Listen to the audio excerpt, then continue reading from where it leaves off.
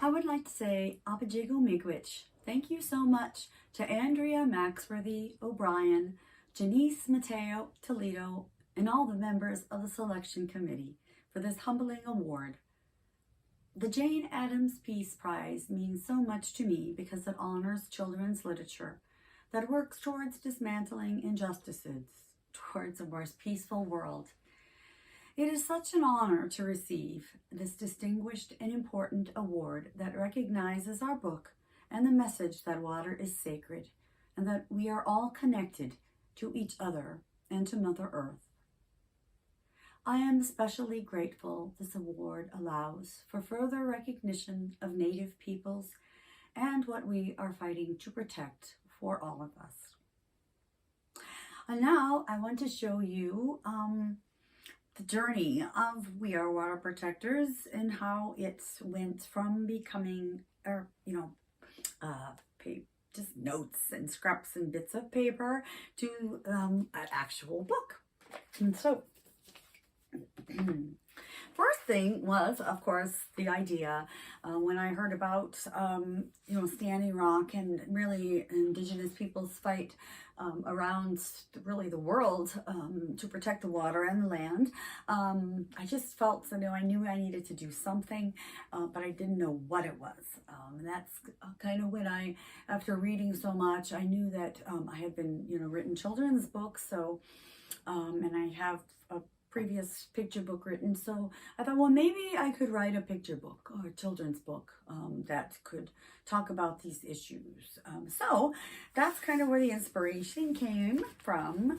So then this is all my notes and scribbles, and I like to write by hand. I always love to start in all my thinking with a pen. And really, that's how I think best is when I'm writing, because just so many thoughts come into me. It just seems they flow from my brain through my pen, really like a vein. And it comes out on the page. So I like to just think and write and scribble, and so you'll see,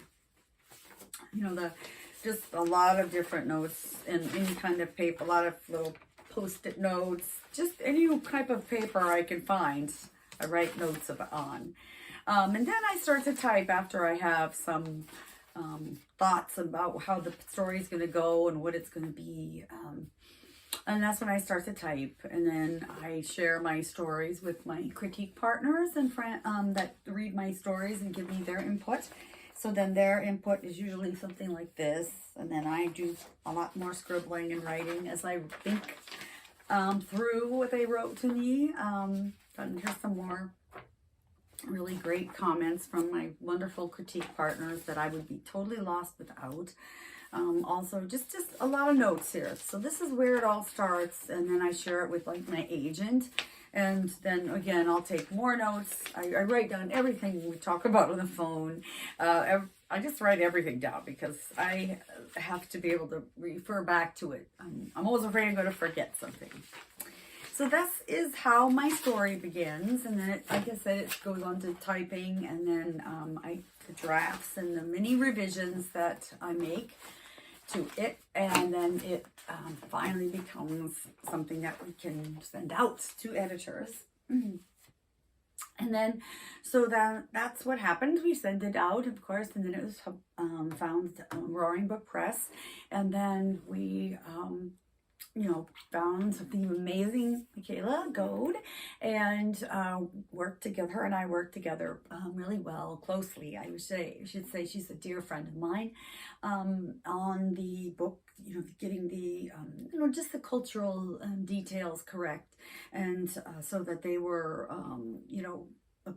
appropriate for, since I'm Ojibwe and Michaela's Tlingit, we just wanted to be sure that, she was very diligent about making sure that she got the cultural details as correct in the story. So after that, and her illustrations were done, and then the book, the next thing I saw after, her some sketches as we went is what they call F and Gs, which are when they're folded and gusseted.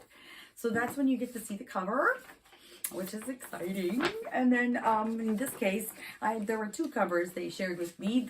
This one, which was what they call spot gloss, where just bits of the parts were gloss, not the entire cover. So it was just little pieces, maybe the water and so forth, that had a glossy finish. And then the other cover is on the wall. I don't know if you can see it too well there, but, and then here are the folded and gusseted pages. So then I got a chance to take a look at it here to see how it really will look with the illustrations and the text together.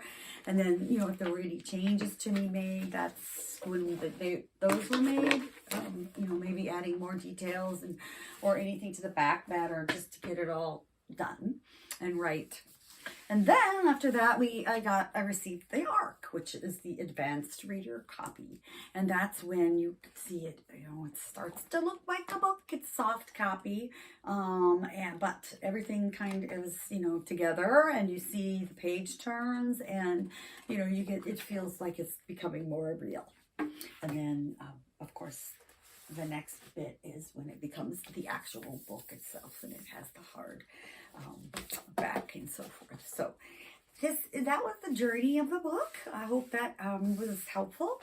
And again, I just want to say Che Miigwech, and thank you so much again for this very, very humbling award. It means so very much to me. So thank you.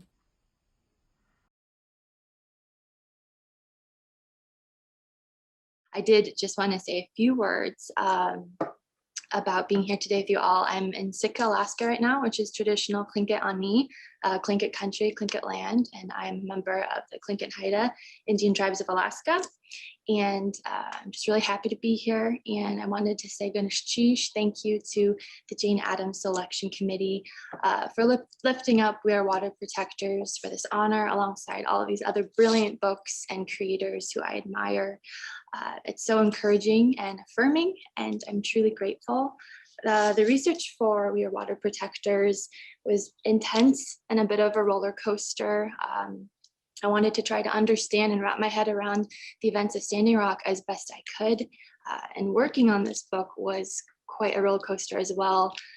Lots of, feelings of sorrow, frustration, anger, hope, courage. And I really wanted the art to speak to those themes while also appealing to children.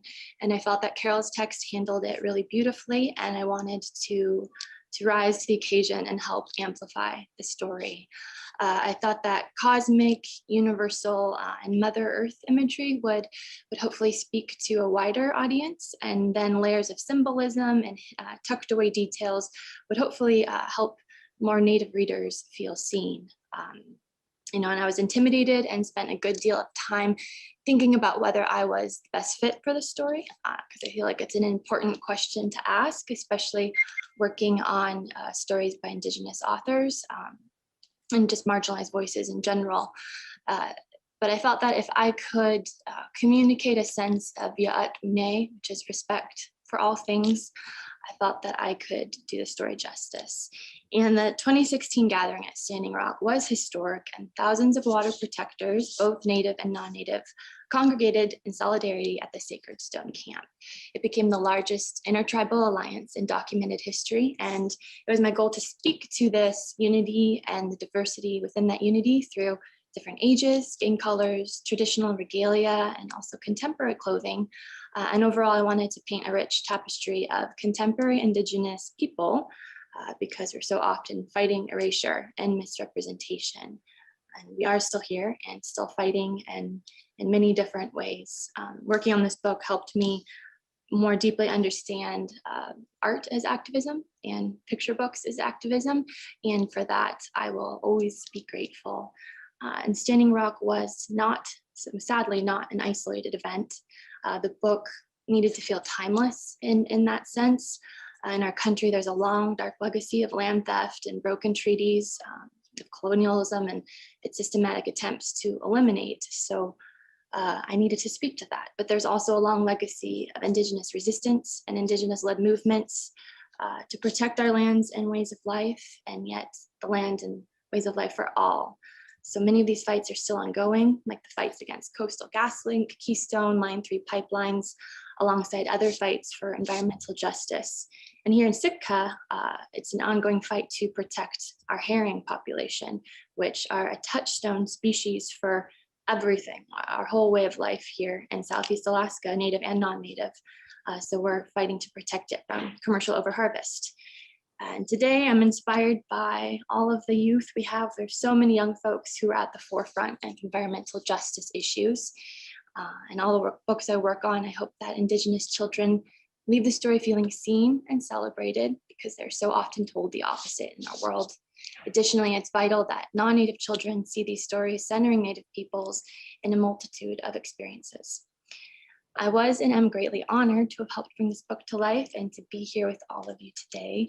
It's affirming to know the whole book team helped raise awareness of environmental injustice and Indigenous rights, and it was a true team effort. So thank you to Carole for your story, to our agents and teams, and to the Roaring Brook team who really championed this book from the very beginning. And to the Standing Rock water protectors and water protectors everywhere, I claim for your resilience and courage to fight for Mother Earth in the face of injustice, apathy, and violence. And thank you to all of our children who are our future, and to everyone who helped lift this book up. And again, to the Jane Addams Selection Committee, thank you.